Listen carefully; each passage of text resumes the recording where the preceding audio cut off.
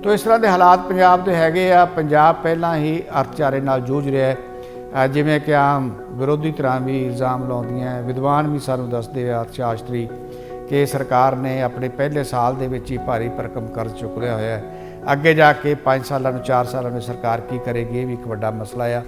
देखो इदा है कि जे आप कहिए कि 4 ਲੱਖ हेक्टेयर झोना ही मर गया तो ਇਹਦਾ मतलब ये है कि सीधा साधा ਤੁਹਾਡਾ ਜਿਹੜਾ पर एकड़ कोई 50-60 ਹਜ਼ਾਰ ਦਾ ਝੋਨਾ ਨਿਕਲਦਾ ਹੈਗਾ ਜਾਂ 1 हेक्टेयर ਚੋਂ ਕੋਈ 1.25 ਲੱਖ 1.5 ਲੱਖ ਦਾ ਨਿਕਲਦਾ, ਉਹ ਸਾਰਾ ਨੁਕਸਾਨ ਹੈ। ਤੇ ਅਸੀਂ ਉਦੋਂ ਵੀ ਇਹ ਕਿਹਾ ਸੀ ਕਿ ਆਉਣ ਵਾਲੇ ਸਮੇਂ 'ਚ ਵੀ ਇਹ 30 ਸਾਲ ਪਹਿਲਾਂ ਦੀ ਗੱਲ ਹੈ ਕਿ ਜਦੋਂ ਵੀ 48 ਘੰਟਿਆਂ 'ਚ 45-50 ਸੈਂਟੀਮੀਟਰ 450-500 mm ਬਾਰਿਸ਼ ਹੋਏਗੀ, ਇੰਨੇ ਵੱਡੇ ਕੈਚਮੈਂਟ ਏਰੀਏ ਦਾ ਫਲੱਡ ਆਏਗਾ ਤੇ ਅਸੀਂ ਕੋਈ ਸੁਜੈਸ਼ਨ ਵੀ ਦਿੱਤੇ ਸੀ।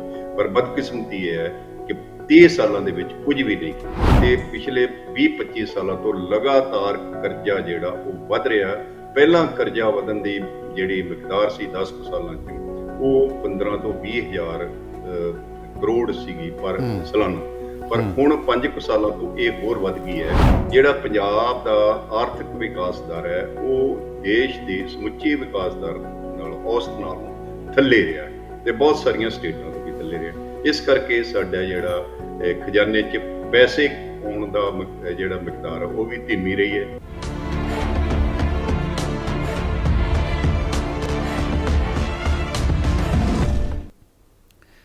स्वागत है तुहाडा साझा टीवी च। मैं मदनदीप और तुसीं देख रहे हो मेरा वीकली प्रोग्राम स्ट्रेट टाक। ये मैं खास शख्सियत नाल तुहानूं रूबरू कराउणा आ और खास मुद्दे ते असीं गलबात करते हैं। मेरे नाल जुड़े हुए ने उगे अर्थशास्त्री RS घुम्मन साहब, डॉक्टर RS घुम्मन साहब। पहला वो स्वागत करते हैं। स्वागत है डॉक्टर साहब। Thank you Madandeep ji, thank you. Doctor RS Ghuman ज़्यादा जान पछाण के मुथाज नहीं, अक्सर तुसीं इन्हां दे रिपोर्टां अखबारां च भी देखते रहने हो और किसी न किसी चैनल दे विच भी इन्हां दे विचार सुनते रहने हो। और ये भी है कि चाहे देश की केंद्रीय सरकार हो चाहे सूबाई सरकार हो, वो भी डॉक्टर साहब तो मशवरे ते प्रोजैक्ट अर्थचारे नाल संबंधित बनवाउंदे रहिंदे ने। बहुत वख-वख जिहड़े मसले ने उन्हां दे उत्ते लगातार इन्हां दा काम है और इन्हां दियां बहुत सारियां 45 रिपोर्टां ने, चाहे वो नशे का मामला होवे, चाहे वह अर्थचारे नाल संबंधित मामला होवे। हालिया विच केंद्र सरकार ने नशे के उत्ते पूरे देश के अंदर एक सर्वे कराया सी और उहदे विच डॉक्टर साहब की अहम भूमिका है। इहदे विच भी इन्होंने काफ़ी जिहड़ी जानकारी इकट्ठी करके सरकार तक पहुँचाई है और काफ़ी उन्होंने कम से कम सुजैशनस भी दिंदे आ सरकारां नूं कि तुहानूं इस मामले में इस तरह के कदम चुकने चाहिए ने। ये वखरी गल है कि सरकार अपनी मनमर्जी करदियां, बहुत सारा जिहड़ियां सलाहां ने इस तरह के अर्थशास्त्रियों वालों या इस तरह के जिहड़े खोजकर्ता ने, जिहड़े उगे विद्वान ने, उन्हां दी सलाहां नूं बहुती वार तां कागज़ां विच ही सलाहां दबियां रहिंदियां और मर्जी सरकारां करदियां। सो अज असीं पंजाब दे अर्थचारे ते गलबात करनी है, खास करके इस करके गल करनी पै रही है। पंजाब दे विच मौजूदा समय हड़ आए हुए आ और हड़ा कारण पंजाब बड़े भारी नुकसान दे विचों लंघ रहा है। नुकसान का अंदाज़ा तो हाले तक नहीं लग्या, लेकिन बाद च पता लगेगा कि किन्ने करोड़ों का नुकसान है, अरबां का नुकसान है, किन्ना नुकसान है, क्योंकि नुकसान बहुत वड्डा है, कोई शक नहीं। जानी नुकसान भी है, माली नुकसान भी है। पशु जिहड़े आ वो भी बड़े बुरे हालातां चों लंघ रहे आ। ਉਹਦੇ ਵਿੱਚੋਂ भी पशुओं ਨੂੰ बचाउणा भी इस ਵੇਲੇ एक बड़ी वड्डी मुसीबत आ। तो इस तरह के हालात पंजाब दे हैगे आ। पंजाब पहला ही अर्थचारे नाल जूझ रहा है, जिमें कि आम विरोधी धਿਰਾਂ भी इल्ज़ाम लाउंदियां, विद्वान भी सानू दसदे आ अर्थशास्त्री कि सरकार ने अपने पहले साल दे विच ही भारी भरकम कर्ज चुक लिया होया है। अगे जाके 5 सालों 4 सालों में सरकार की करेगी, ये भी एक वड्डा मसला आ। सो ये तो असीं विचार करनी है। डॉक्टर साहब, मेरा सीधा सवाल यही है कि जो मौजूदा हालात ने पंजाब के अर्थचारे विच वो की ने ते अगे जाके तुसीं इहदे हालात किस तरह के देख रहे हो? मदनदीप जी देखो, तुसीं अपने जिहड़े शुरुआती जिहड़े शब्द ने उन्हां विच काफ़ी कुछ दस दिता हैगा ते खास करके हुण जिहड़े इस वेले कोई हफ्ते तो पंजाब जिहड़ा है वो हड़ां दे प्रकोप नाल संकट नाल जूझ रहा ते सरकार कहती है कि असीं काफ़ी कुछ कर रहे हैं, कुछ कर भी रहे ने, कुछ नहीं भी कर रहे। ਹੂੰ ਇਸ ਦਾ ਵੀ ਲੇਖਾ ਜੋਖਾ ਵੱਖਰਾ ਜੇ ਹੋਏਗਾ, ਕਿਉਂਕਿ ਜਿਵੇਂ ਤੁਸੀਂ ਦੱਸਿਆ ਇਹਦੇ ਬਾਰੇ ਅਜੇ ਅੰਕੜੇ ਉਸ ਤਰ੍ਹਾਂ ਨਹੀਂ ਆਏ, ਪਰ ਇਹ ਹੈ ਕਿ ਕੋਈ 3-4 ਲੱਖ ਹੈਕਟੇਅਰ ਫਸਲ ਜਿਹੜੀ ਹੈ ਉਸ ਦਾ ਨੁਕਸਾਨ ਹੋਇਆ, ਫਲਾਂ ਸਬਜ਼ੀਆਂ ਦਾ ਨੁਕਸਾਨ ਹੋਇਆ, ਕਿਸਾਨਾਂ ਦੇ ਮਾਲ ਡੰਗਰ ਦਾ ਹੋਇਆ ਔਰ ਘਰਾਂ ਦਾ ਹੋਇਆ, ਔਰ ਬਹੁਤ ਸਾਰੇ ਸ਼ਹਿਰਾਂ ਵਿੱਚ ਵੀ, ਖਾਸ ਕਰਕੇ ਪਟਿਆਲੇ 'ਚ, ਇੱਥੇ ਇਸ ਏਰੀਏ 'ਚ ਬਹੁਤ ਭਾਰੀ ਨੁਕਸਾਨ ਹੋਇਆ ਹੜ੍ਹਾਂ ਦਾ। ਔਰ ਇਹਦੇ ਬਾਰੇ ਜੇ ਟਾਈਮ ਹੋਇਆ ਤਾਂ ਆਪਾਂ ਬਾਅਦ ਵਿੱਚ ਗੱਲ ਕਰਾਂਗੇ। ਪਰ ਜਿਹੜਾ ਤੁਸੀਂ ਅਰਥਚਾਰੇ ਦੀ ਗੱਲ ਕੀਤੀ ਹੈ, ਇਹ ਹੜ੍ਹਾਂ ਨੇ ਮੈਂ ਥੋੜਾ ਜਿਹਾ ਚਾਹੁੰਦਾ ਕਿ ਅਸੀਂ ਇਹਦੇ ਤੇ ਵੀ ਥੋੜਾ ਜਿਹਾ ਨਾਲ ਦੇ ਨਾਲ ਦੱਸੀ ਜਾਈਏ ਕਿ ਅੰਦਾਜ਼ਨ ਜਿਵੇਂ ਤੁਸੀਂ ਇਹ ਦੱਸਿਆ ਕਿ ਜਿਵੇਂ ਇੱਕ ਵਿਰੋਧੀ ਧਿਰਾਂ ਇਹ ਕਹਿ ਰਹੀਆਂ ਕਿ 5 ਲੱਖ ਏਕੜ ਜਿਹੜੀ ਜ਼ਮੀਨ ਆ ਉਹ ਤਬਾਹ ਹੋ ਗਈ ਹੈ, ਤੁਸੀਂ 3-4 ਲੱਖ ਕਹਿ ਰਹੇ ਹੋ। ਤੋ ਜੇ ਮੰਨ ਲਓ ਕਿ 4 ਲੱਖ ਦਾ ਅਸੀਂ ਅੰਦਾਜ਼ਾ ਲਾਉਣੇ ਆ, ਤੇ ਕਿੰਨਾ ਕੁ ਭਾਰੀ ਨੁਕਸਾਨ ਆ, ਕਿੰਨਾ ਕੁ ਵੱਡਾ ਨੁਕਸਾਨ ਇਹ?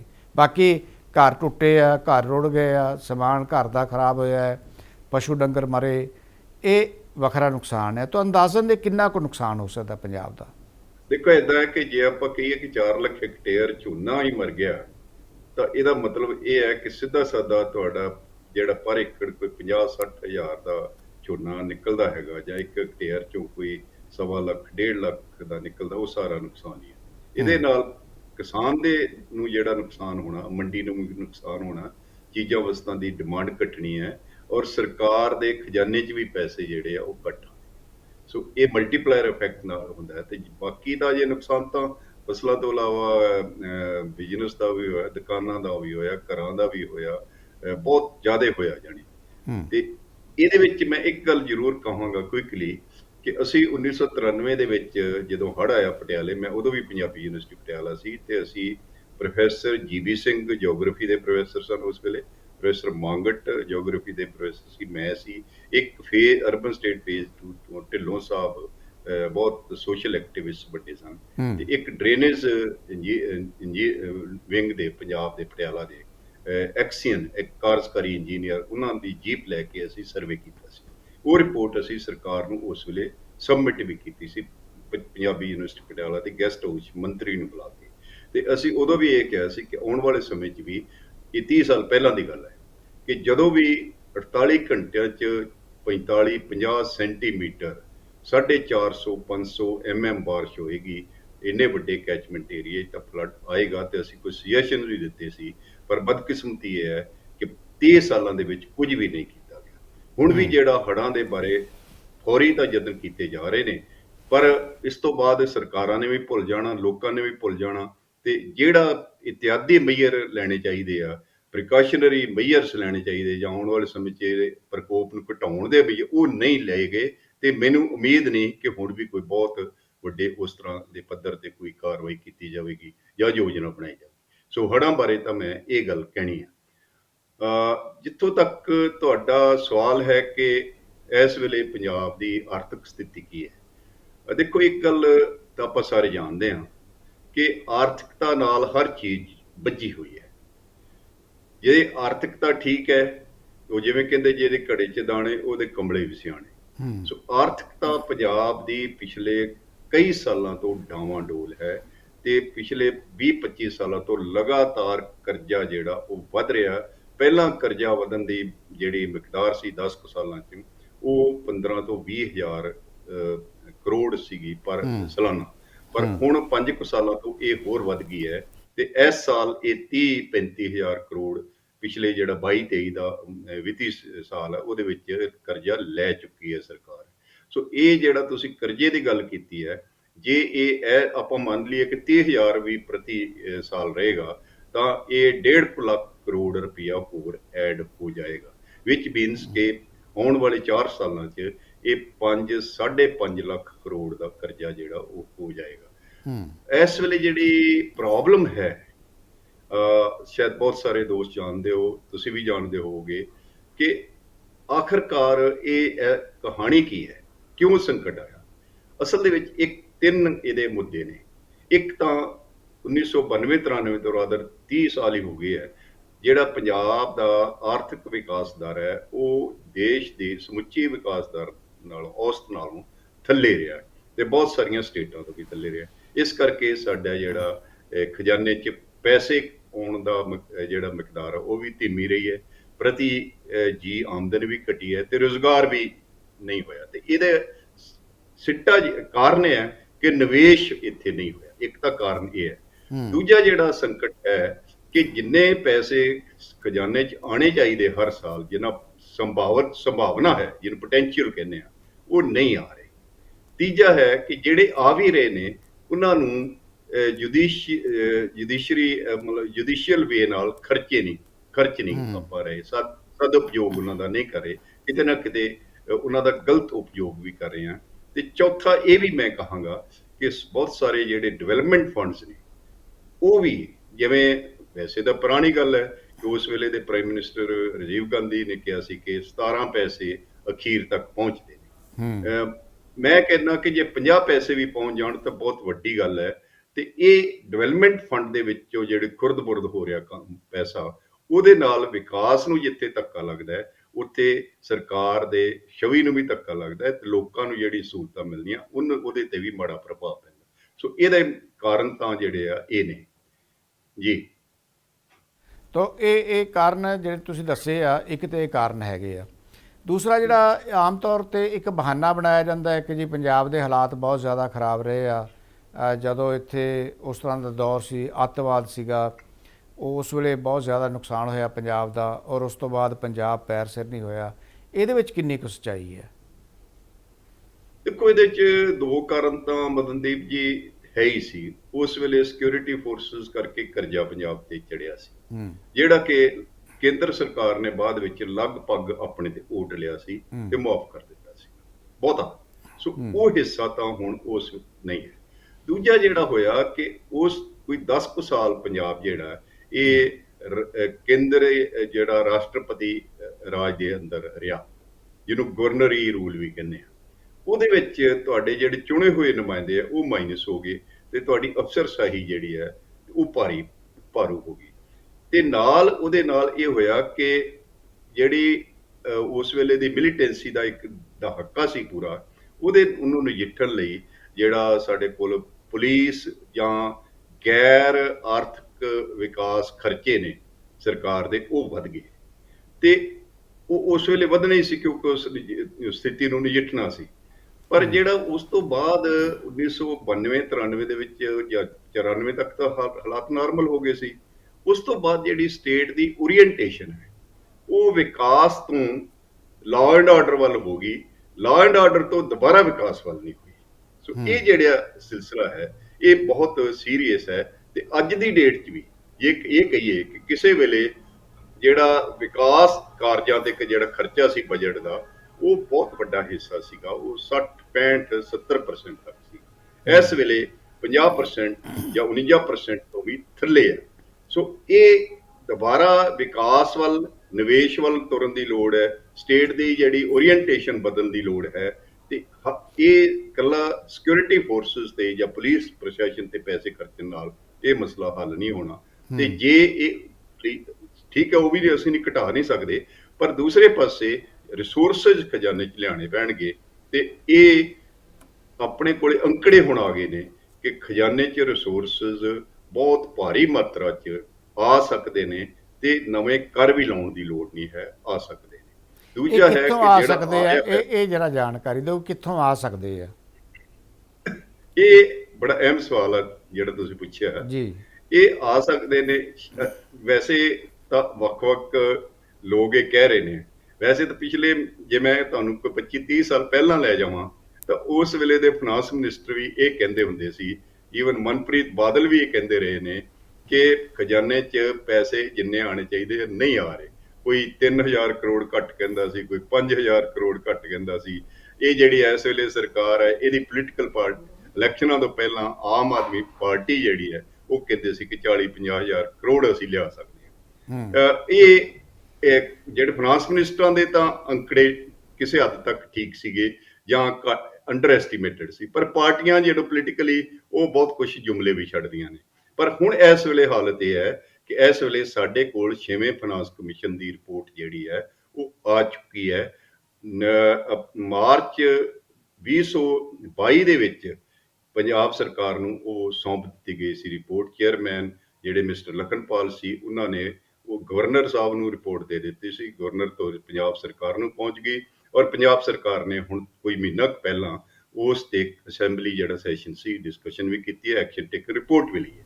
ਉਹਦੇ ਵਿੱਚ ਹੀ ਇੱਕ ਪੇਜ ਲੱਗਿਆ ਹੋਇਆ, ਪੇਜ 88 ਜਾਂ ਦੇ ਵਿੱਚ ਚੌਥੇ ਚੈਪਟਰ ਦੇ ਵਿੱਚ ਜਿਹੜਾ ਬਾਕਸ 4.1, ਉਹਦੇ ਵਿੱਚ ਅੰਕੜੇ ਸਾਨੂੰ ਇਹ ਦੱਸਦੇ ਨੇ ਕਿ 28,500 ਕਰੋੜ ਰੁਪਈਆ ਹੋਰ ਜਿਹੜਾ ਉਹ ਆ ਸਕਦਾ ਹੈ। ਤੇ ਉਹਦੇ ਵਿੱਚ ਵੱਖ-ਵੱਖ ਮੱਦਾਂ ਵੀ ਦੱਸੀਆਂ ਨੇ ਕਿ GST ਤੋਂ ਕਿੰਨਾ ਆ ਸਕਦਾ ਹੈ, ਐਕਸਾਈਜ਼ ਤੋਂ ਕਿੰਨਾ ਆ ਸਕਦਾ ਹੈ, ਮਾਈਨਿੰਗ ਤੋਂ ਕਿੰਨਾ ਆ ਸਕਦਾ, ਕੇਬਲ TV ਤੋਂ ਕਿੰਨਾ ਆ ਸਕਦਾ ਹੈ, ਤੁਹਾਡਾ ਟਰਾਂਸਪੋਰਟ ਤੋਂ ਕਿੰਨਾ ਆ ਸਕਦਾ ਹੈ, ਪ੍ਰੋਫੈਸ਼ਨਲ ਟੈਕਸ ਤੋਂ ਕਿੰਨਾ ਆ ਸਕਦਾ ਹੈ, ਪ੍ਰਾਪਰਟੀ ਟੈਕਸ ਤੋਂ ਕਿੰਨਾ ਆ ਸਕਦਾ ਹੈ, ਚੋਰੀ ਜਿਹੜੀ ਰੋਕ ਕੇ ਕਰਾਂ ਜਿਹੜੀ ਸੋਸ਼ਲ ਸਕੀਮਾਂ 'ਚ ਹੇਰਾਫੇਰੀ ਹੈ, ਪਿਲਫਰੇਜ਼ ਉਹ ਰੋਕ ਕੇ, ਤੇ ਬਿਜਲੀ ਦੀ ਚੋਰੀ ਰੋਕ ਕੇ ਕਿੰਨਾ ਆ, ਉਹ ਟੋਟਲ ਜਿਹੜਾ 28,500 ਕਰੋੜ ਰੁਪਈਆ ਬਣਦਾ ਹੈ। ਸੋ ਇਹ ਅੰਕੜੇ ਮੈਂ ਵੱਧ ਵੀ ਸਕਦੇ ਨੇ, ਘੱਟ ਵੀ ਸਕਦੇ ਨੇ, ਪਰ ਮੇਰੀ ਇਹ ਹੈ ਕਿ ਜੇ ਅੱਧੇ ਵੀ ਸਰਕਾਰ ਹੋਰ ਕਰ ਲੇ ਤਾਂ ਸਰਕਾਰ ਦੋ ਕੰਮ ਕਰ ਸਕਦੀ ਹੈ। ਇੱਕ ਕਿ ਕਰਜ਼ਾ ਮੋੜਨ ਵਾਲਾ ਟਰੈਕ ਤੇ ਚੜ ਸਕਦੀ ਹੈ, ਹਰ ਸਾਲ ਥੋੜਾ ਵਧਾਉਣ ਦੀ ਬਜਾਏ ਮੋੜਨਾ ਸ਼ੁਰੂ ਕਰਨਾ ਤੇ ਸੇਫ ਲਿਮਟ 'ਚ ਰੱਖਣਾ। ਤੇ ਦੂਸਰਾ ਜਿਹੜਾ ਹੈ ਉਹ ਨਿਵੇਸ਼ ਕਰ ਸਕਦੀ ਹੈ। ਜੇ ਕਰਜ਼ਾ ਮੋੜਨ ਵਾਲੇ ਟਰੈਕ ਤੇ ਨਹੀਂ ਚੜਿਆ ਗਿਆ ਅਗਲੇ ਕੁਝ ਸਾਲਾਂ 'ਚ, ਤਾਂ RBI ਦੀ ਲਿਮਟ ਵੀ ਜਿਹੜੀ ਆ ਉਹ ਵੀ ਕ੍ਰਾਸ ਹੋ ਜਾਣੀ ਹੈ। ਵੇਜ਼ ਐਂਡ ਮੀਨਸ ਦੀ ਤਾਂ ਪਹਿਲਾਂ ਹੀ ਸਰਕਾਰਾਂ ਚੱਲ ਰਹੀਆਂ ਨੇ। ਵੇਜ਼ ਐਂਡ ਮੀਨਸ ਹੁੰਦਾ ਕਿ ਸਾਰੇ ਸਾਧਨ ਮੁੱਕ ਗਏ, ਓਵਰਡਰਾਫਟਿੰਗ ਵੀ ਮੁੱਕ ਗਈ ਤੇ ਰਿਜ਼ਰਵ ਬੈਂਕ ਤੋਂ ਕਰਜ਼ਾ ਲੈਣਾ ਹੈਗਾ, ਉਹ ਵੇਜ਼ ਐਂਡ ਮੀਨਸ ਹੁੰਦੇ ਆ। ਠੀਕ ਹੈ। ਸੋ ਇਹ ਇਸ ਗੱਲਾਂ ਜਿਹੜੀਆਂ ਬਹੁਤ ਸੀਰੀਅਸ ਧਿਆਨ ਮੰਗਦੀਆਂ ਨੇ। ਤੇ GST ਵਿੱਚ ਵੀ ਜਿਹੜਾ ਕੰਪਨਸੇਸ਼ਨ ਆ ਉਹ ਪਿਛਲੇ ਜੁਲਾਈ 2022 ਤੋਂ ਖਤਮ ਹੋ ਗਿਆ। ਠੀਕ ਹੈ। ਸੋ ਇਹ ਬਹੁਤ ਕੁਝ ਕਰਨ ਦੀ ਲੋੜ ਹੈ, ਜਿਹੜਾ ਇਹ ਸਰਕਾਰ ਨੂੰ ਸੰਜੀਦਗੀ ਨਾਲ ਕਰਨਾ ਚਾਹੀਦਾ। ਜਿਹੜੀ ਮੌਜੂਦਾ ਸਰਕਾਰ ਹੈ ਡਾਕਟਰ ਸਾਹਿਬ, ਇਹ ਦੋ ਬਹਾਨੇ ਲਾ ਰਹੀ ਹੈ। ਇੱਕ ਬਹਾਨਾ ਇਹ ਲਾ ਰਹੀ ਹੈ ਕਿ ਕੇਂਦਰ ਸਰਕਾਰ ਸਾਡੇ ਨਾਲ ਜ਼ਿਆਦਤੀ ਕਰ ਰਿਹਾ, ਸਾਡੇ ਫੰਡ ਰੋਕ ਰਿਹਾ। ਫੰਡ ਰੁਕਣ ਦੇ ਕਾਰਨ ਕੀ ਹੁੰਦੇ ਆ, ਇੱਕ ਤਾਂ ਮੈਂ ਇਹ ਜਾਣਨਾ ਚਾਹੂੰਗਾ। ਦੂਸਰਾ ਮੈਂ ਇਹ ਜਾਣਨਾ ਚਾਹੂੰਗਾ ਕਿ ਜਿਹੜੀ ਰਿਜ਼ਰਵ ਬੈਂਕ ਨੇ ਇਹਨਾਂ ਦੀ ਲਿਮਟ ਦੇ ਵਿੱਚ ਜਿਹੜੀ ਕਟੌਤੀ ਕੀਤੀ ਹੈ, ਉਹਦੇ ਲਈ ਕੀ ਰਾਜ ਸਰਕਾਰ ਜ਼ਿੰਮੇਵਾਰ ਹੈ ਜਾਂ ਇਹ ਜਾਣਬੁੱਝ ਕੇ ਪੰਜਾਬ ਦੇ ਨਾਲ ਧੱਕਾ ਕੀਤਾ ਗਿਆ, ਜਿਵੇਂ ਕਿ ਸ਼ਬਦ ਆਮ ਵਰਤਿਆ ਜਾਂਦਾ ਪੰਜਾਬ ਨਾਲ ਧੱਕਾ ਹੋ ਰਿਹਾ। ਇਹ ਤੋਂ ਦੋ ਚੀਜ਼ਾਂ ਕਲੀਅਰ ਕਰਨੀਆਂ ਬੜੀਆਂ ਜ਼ਰੂਰੀ ਹੈ। ਫਿਰ ਤੀਜੀ ਇੱਕ ਇਹ ਵੀ ਹੈ ਕਿ ਜਿਵੇਂ ਤੁਸੀਂ ਕਿਹਾ ਕਿ ਇੰਨਾ ਪੈਸਾ ਹੋਰ ਆ ਸਕਦਾ ਹੈ, ਉਹਦੇ ਨਾਲ ਕਰਜ਼ ਮੋੜਿਆ ਵੀ ਜਾ ਸਕਦਾ ਹੌਲੀ ਹੌਲੀ ਕਰਕੇ। ਔਰ ਜੇ ਮੰਨ ਲਓ ਜਿਹੜੀਆਂ ਸਹੂਲਤਾਂ ਹੁਣ ਫ੍ਰੀ ਚੱਲ ਰਹੀਆਂ ਨੇ, ਬਿਜਲੀ ਦੀ ਹੈ, ਬੱਸ ਸਰਵਿਸ ਆ, ਇਹਦਾ ਮਤਲਬ ਹੈ ਕਿ ਜੇ ਤੁਸੀਂ ਕਹਿ ਰਹੇ ਹੋ ਜਿਹੜਾ ਪੈਸਾ ਆਉਣਾ ਆ, ਜੋ ਪੈਸਾ ਆ ਜਾਂਦਾ ਹੈ, ਤਾਂ ਇਹ ਸਹੂਲਤਾਂ ਜਾਰੀ ਰੱਖ ਕੇ ਵੀ ਕਰਜ਼ਾ ਮੁਕਤ ਹੋ ਸਕਦਾ ਪੰਜਾਬ। ਦੇਖੋ ਆਪਾਂ 1 ਬਾਈ 1 ਲੈਂਦੇ ਆ। ਪਹਿਲੀ ਗੱਲ ਤਾਂ ਤੁਸੀਂ RDF ਦੀ ਕੀਤੀ ਹੈ ਜੀ।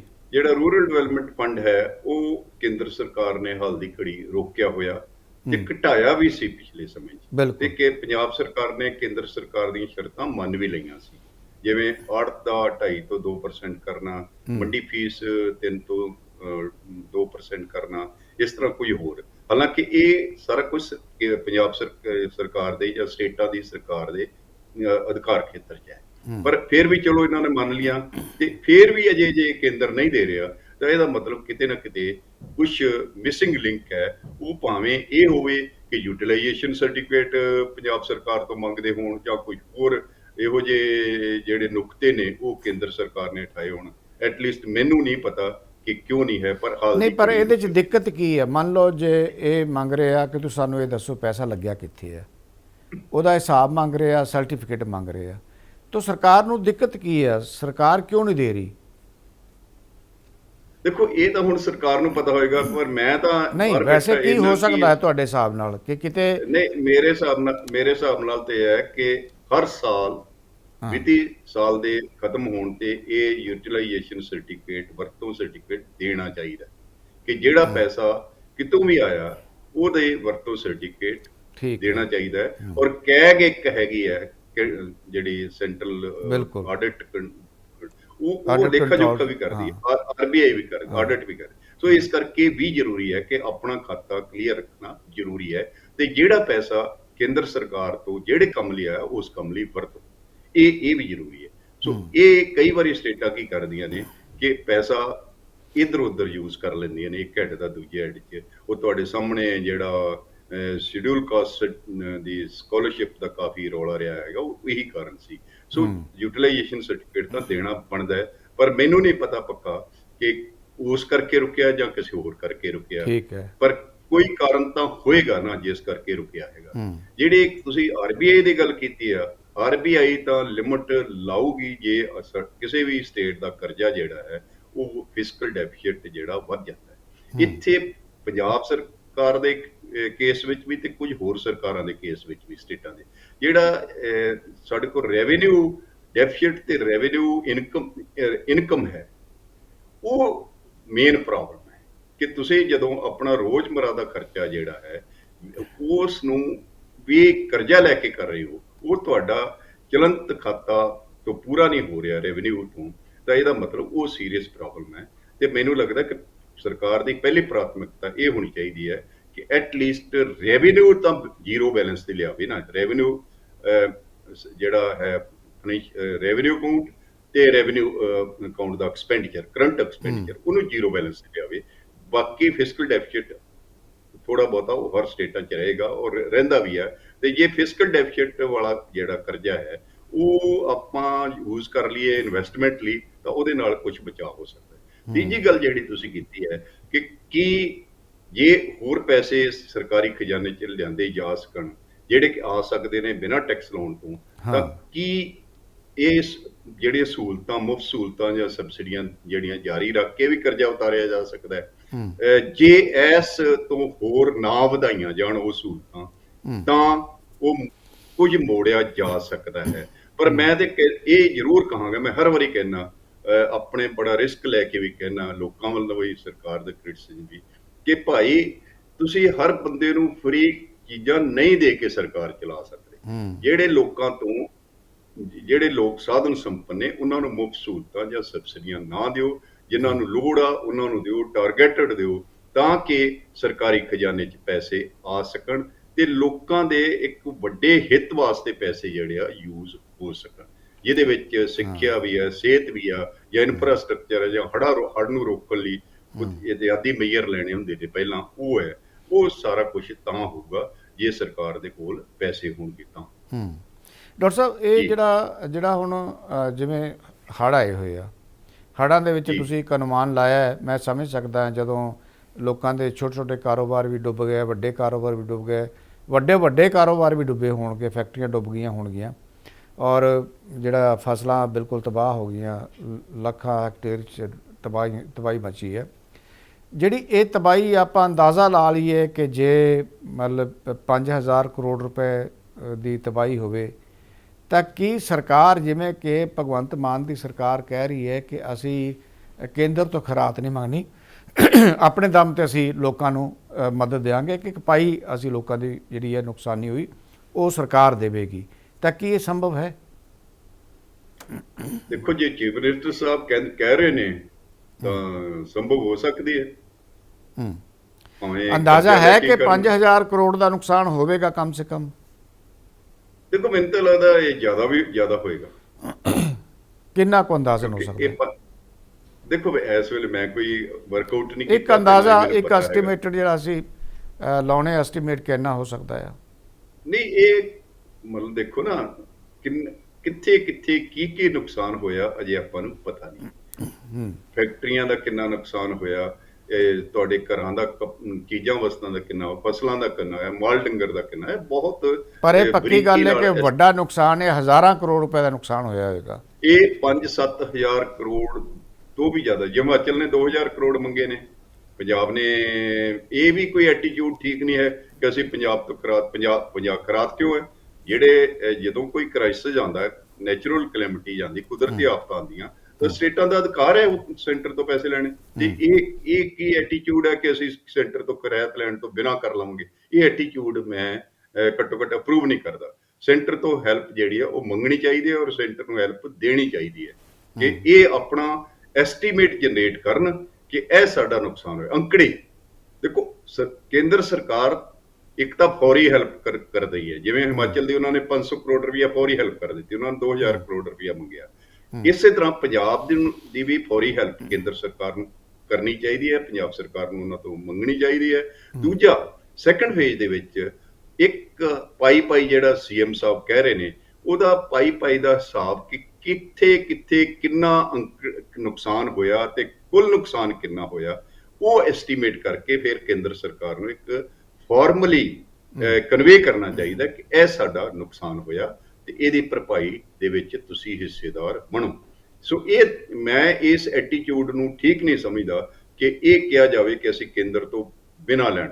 ਕੇਂਦਰ ਤੇ ਸਾਡਾ ਰਾਈਟ ਹੈ, ਬਿਲਕੁਲ ਇਹ ਯੂਨੀਅਨ ਆਫ ਸਟੇਟਸ, ਕਿ ਇਹ ਨਹੀਂ ਹੈ ਕਿ ਅਸੀਂ ਜਦੋਂ ਕੇਂਦਰ ਤੋਂ ਪੈਸਾ ਮੰਗਦੇ ਹਾਂ ਨੈਚੁਰਲ ਕਲੈਮਿਟੀ ਤੇ ਖੈਰਾਤ ਹੈ, ਕੇਂਦਰ ਤੋਂ ਸਾਡਾ ਰਾਈਟ ਹੈ। ਇੱਕ ਰਿਲੀਫ ਫੰਡ, ਇੱਕ ਸੈਂਟਰਲ ਰਿਲੀਫ ਫੰਡ ਹੁੰਦਾ ਹੈ, ਡਿਸਟ੍ਰੈਸ ਮੈਨੇਜਮੈਂਟ ਫੰਡ ਹੁੰਦਾ, ਉਹਦੇ ਚੋਂ ਸਾਨੂੰ ਮਿਲ ਸਕਦਾ ਹੈ ਔਰ ਲੈਣਾ ਚਾਹੀਦਾ। ਕਿਉਂ ਨਹੀਂ ਲੈਣਾ ਚਾਹੀਦਾ?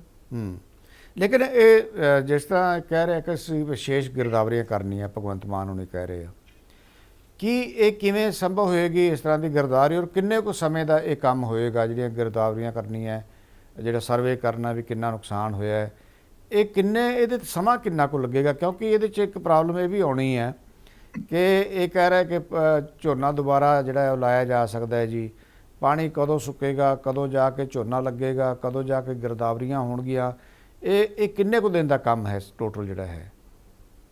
ਦੇਖੋ, ਜੇ ਸਰਕਾਰ ਚਾਹੇ ਤਾਂ 15 ਦਿਨਾਂ 'ਚ ਵੀ ਕਰਵਾ ਸਕਦੀ ਹੈ। ਠੀਕ ਹੈ ਕਿ ਜੇ ਆਪਾਂ ਸੈਂਸਸ ਤੇ ਜਾਂ ਹੋਰ ਕੰਮਾਂ ਤੇ ਇੰਨੇ ਮੈਨ ਪਾਵਰ ਲਾ ਸਕਦੇ ਹਾਂ ਤੇ ਇੱਧਰ ਵੀ ਲੱਗ ਸਕਦੀ ਹੈ, ਕੋਈ ਐਸੀ ਗੱਲ ਨਹੀਂ। 15 ਦਿਨ ਬਹੁਤ ਹੁੰਦੇ ਨੇ, ਕਿਉਂਕਿ ਜੇ ਇਹ ਚਾਹੇ ਤਾਂ।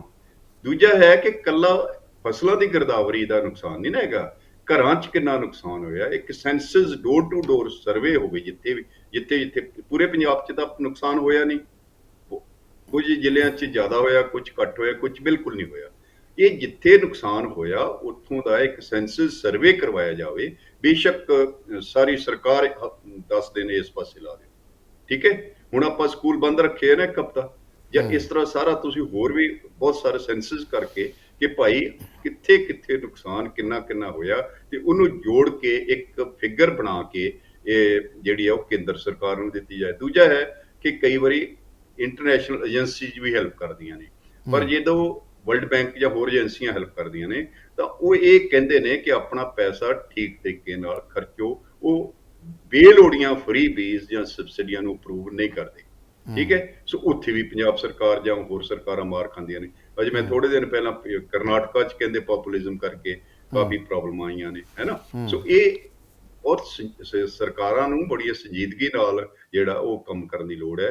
ਤੇ ਮੈਂ ਜਾਂਦੇ ਇੱਕ ਗੱਲ ਤੁਹਾਨੂੰ ਕਹਿਣਾ ਚਾਹਾਂਗਾ ਕਿ ਜਦੋਂ 2008 ਦੇ ਵਿੱਚ ਕੇਂਦਰ ਸਰਕਾਰ ਨੇ ਫਾਰਮਰਸ ਸੁਸਾਈਡ ਦੇ ਵਾਸਤੇ 25,000 ਕਰੋੜ ਰੁਪਈਆ ਕੰਪਨਸੇਸ਼ਨ ਦਿੱਤਾ ਸੀ, ਪੰਜਾਬ ਨੂੰ ਕੋਈ ਪੈਸਾ ਨਹੀਂ ਸੀ ਮਿਲਿਆ ਕਿਉਂਕਿ ਪੰਜਾਬ ਨੇ ਅੰਕੜੇ ਨਹੀਂ ਸੀ ਦਿੱਤੇ। ਸੋ ਅੰਕੜੇ ਜਿਹੜੇ ਨੇ ਹੁੰਦੇ ਸੇਧ ਦਾ ਤੱਕੜਾ ਹੁੰਦੇ ਨੇ।